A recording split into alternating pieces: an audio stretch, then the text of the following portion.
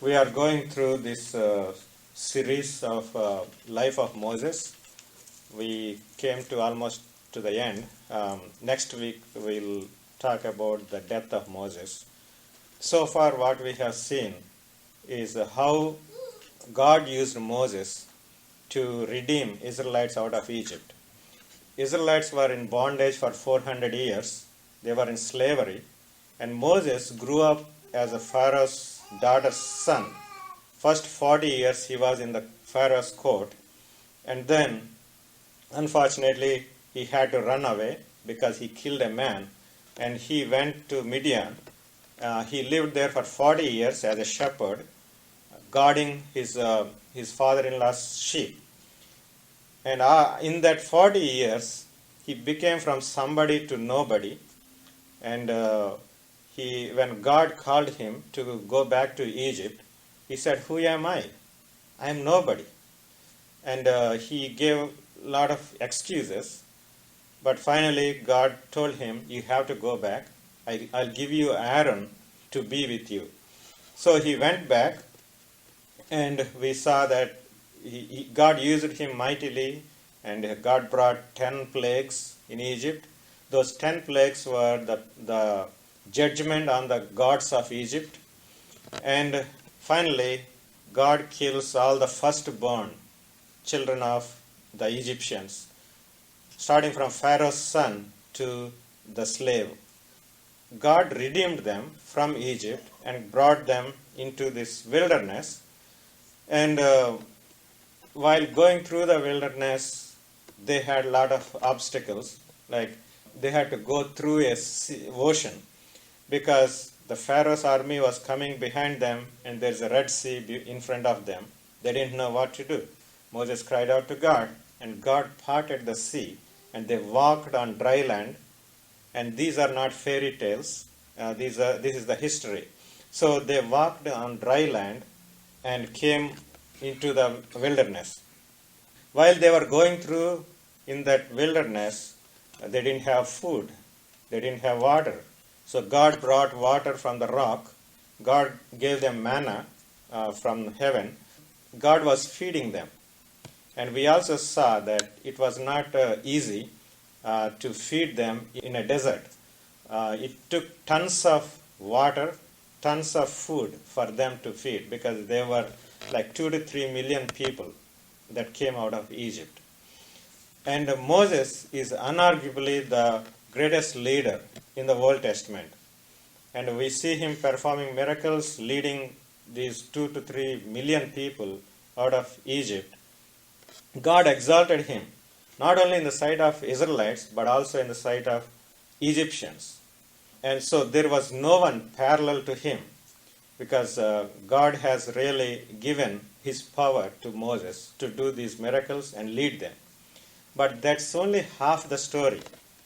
If you look at the other side of Moses' life, his life was very difficult life, because it was marked with rebellion, opposition, almost on a daily basis.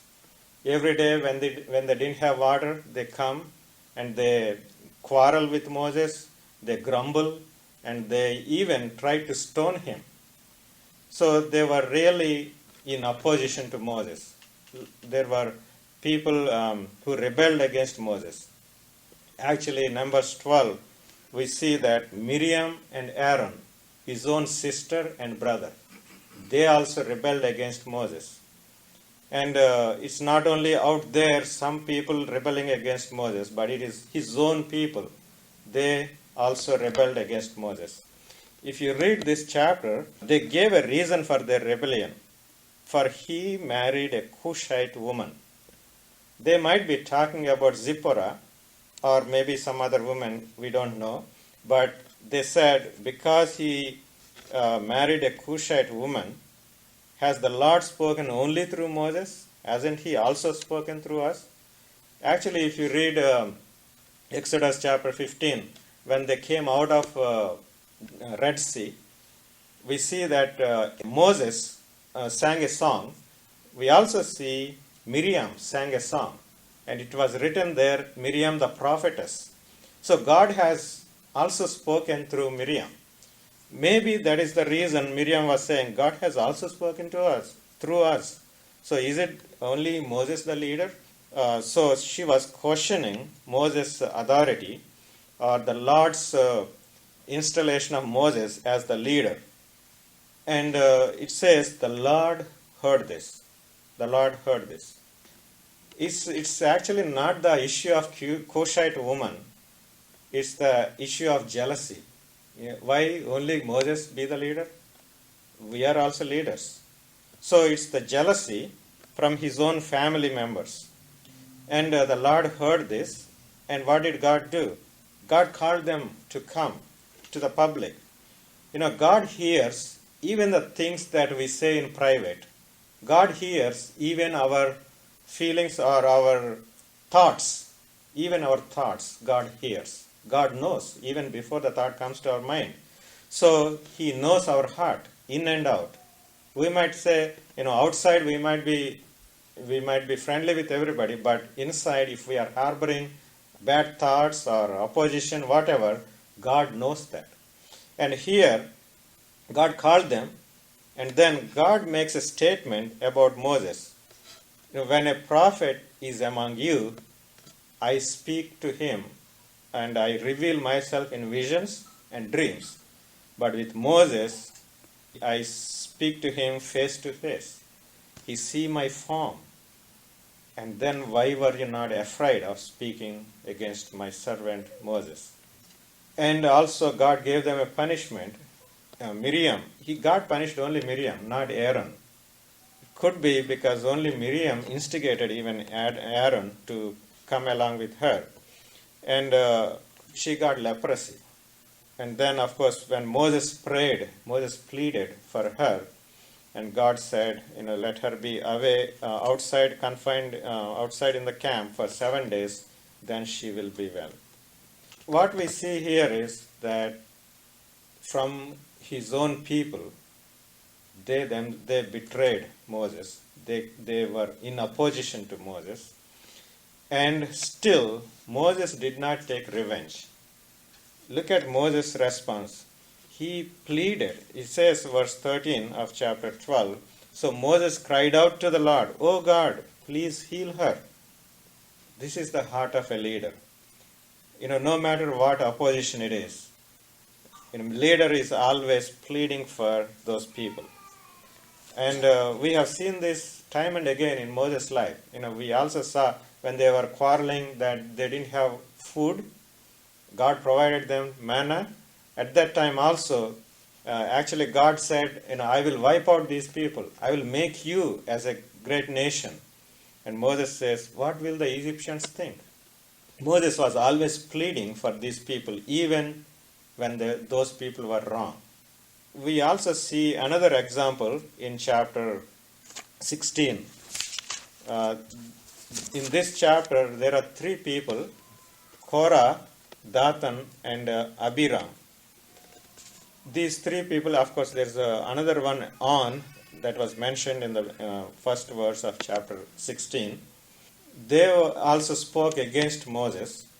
Let's read chapter 16, verse 3. They came as a group to oppose Moses and Aaron and said to them, "You have gone too far. The whole community is holy, every one of them, and the Lord is with them. Why then do you set yourselves above the Lord's assembly?" Here they came and they said, everyone is holy. Why are you saying only you are holy? Or why are you setting yourself as leaders, as above ourselves? It's basically a philosophy that everybody is equal. Of course, everybody is equal before God. But the thing is, God has a structure set up that Moses and Aaron were the leaders of this whole entire congregation of Israelites. And these people, they are not accepting Moses as leader. And they became insolent and they rose against Moses. This word insolent means rude and lack of respect. They not only were against Moses, they brought 250 other people along with them. They influenced them. They brought them also along with them. And then they said, everyone is holy. It's on the basis of democracy. And they rebelled against the leader and they demanded equal distribution. Now, what is Moses' response? Now, verse 4, it says, when Moses heard this, he fell face down. He fell face down. So he fell before the Lord and he was crying out to the Lord. Then God came down and God brought them out and God told them, all of you come out. And then God told them to move away from Korah, Dathan, and Abiram, these three people, and their homes. So when they were away, the earth opens and they went inside alive. They were buried alive. These three people, their families, all the property that they had. What we see here is God takes rebellion very seriously. Actually, even though they were rebelling against Moses and Aaron, it's rebellion against God. Because God is the one who is interfering every time. God is the one who is coming down and punishing them. So, because Moses was set up by God, and if you are rebelling against Moses, that means you are rebelling against God. So, God was very clear in his dealing with rebellion. Of course, disagreements, discussions, being open and honest are fine. If people don't like the pastors or leaders, it's always good that they can discuss and they can talk, and any disagreements, honestly, we should talk. But with evil motives and attacking personally and attacking or disrespecting what God has set up, that is not allowed according to what God was doing here. So there was a punishment for that. I think we should also, including me, we all should think about this, like where our heart is. And if there is any disagreements, we can always talk and we can honestly discuss. But we should respect each other. We should have that brotherly love among ourselves. So that's what we learn from this passage. Moving on, God told Moses to send 12 spies into the Canaan so that they will go and explore the land. They will come back and report to you. So Moses sent out 12 spies. It's in Numbers chapter 13. Moses sent out 12 spies to go and explore the whole nation. Actually, God already promised them, I will take you to Canaan and I will give you that land. But here, God is telling them to go and explore.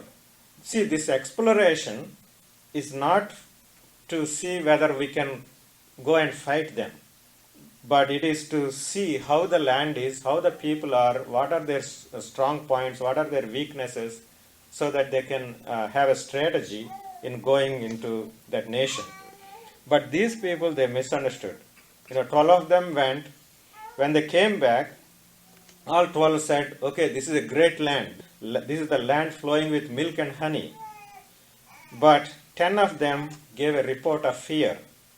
They said, these people are too powerful. We cannot really win them, and we cannot really fight against them. And these cities are fortified. And they said, we saw descendants of Anak. Anak is the descendant of Nephilim. We read about Nephilim in Genesis, but that Nephilim has already perished because there was a great flood in the time of Noah, and they are all gone. But what it means is they have seen giants. These giants are evil and violent people, and they are living there in Canaan. So when these people, these 10 spies, when they saw them, their hearts were gripped with fear. And they said, we cannot go and we cannot conquer them. But we see Caleb's response here. It says, Caleb silenced the people before Moses and said, we should go up and take possession of the land, for we can certainly do it. Caleb and Joshua, only those two people, they have a quite different mindset. They gave a different report. Caleb said, we should go up and possess that land, because they believed that God is going to give them the land.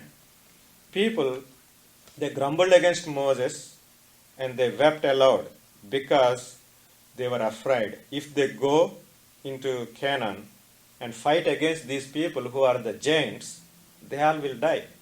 So they were gripped with fear. They wept aloud. They didn't want to go.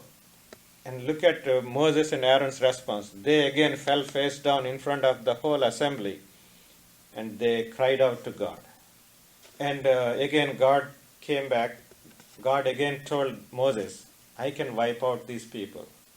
I will make you a great nation. Moses was pleading again. God's reputation is at stake. He is always worried about God's reputation rather than his own position, his own reputation. That's what is the heart of a believer. We should always worry about God's reputation.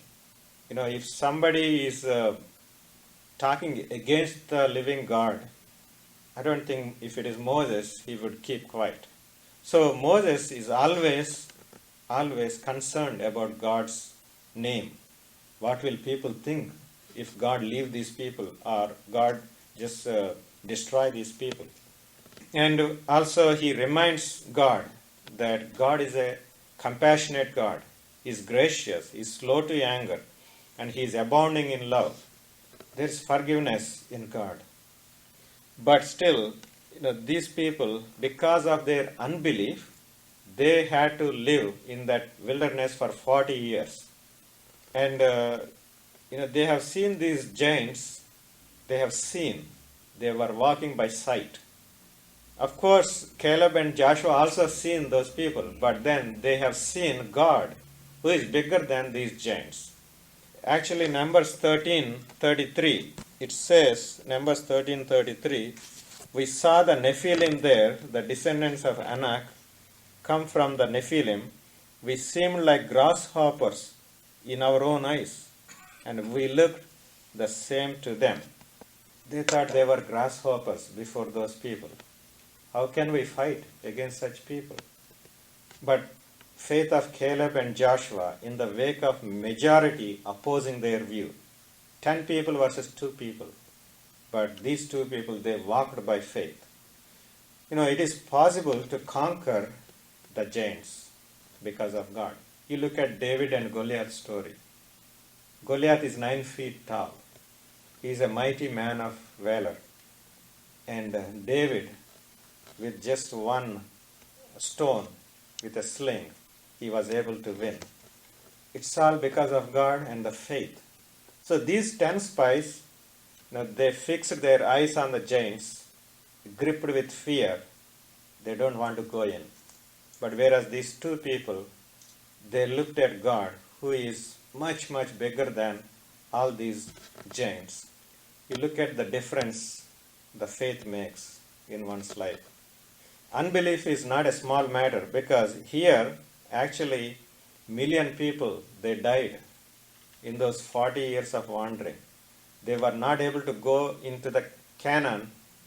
40 years they had to be there because all that generation has to die. God did not let them to go into Canaan because of their unbelief. It is dangerous. Unbelief is against God, it's a contempt against God, it's dangerous, and it spreads to others. These 10 people, they spread that fear to the entire community. It's not a small matter. Now we have to think if we are sowing the seeds of unbelief or sowing the seeds of faith. It is very hard to reach out to Indian population with the gospel, because people have their mindsets, they have their religions, they have their closed minds, and they become more religious when they come here, and there are a lot of factors. We cannot discuss our faith openly, and sometimes they will look down on us, we will be intimidated, we will be discriminated, we will be insulted and marked as religious bigots. All these are giants for us. But do we look at God, who is bigger than all this? And with God, all things are possible. We cannot avoid spiritual battle because we are engaged in a spiritual warfare. You look at Ephesians chapter 6. We are in spiritual battle. But whose side are we? Are we gripped with fear and not able to go forward? Or are we looking at Jesus? It says, fix your eyes on Jesus, author and finisher of faith. So we have to run the race by looking at Jesus, fixing our eyes on Jesus, and run with faith and patience. So in closing, let's examine ourselves. Are we walking by sight? Are we walking by faith? Do we rebel against God or God's people? And if you are a leader, how do you handle the opposition? With grace, pleading for people like Moses, or with vengeance?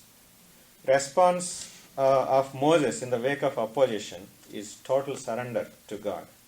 He was pleading with God for the rebellious people. He never defended himself. In the ministry, do you see giants and dangers, or do you see the Almighty? Do you walk by faith or sight? Let's pray.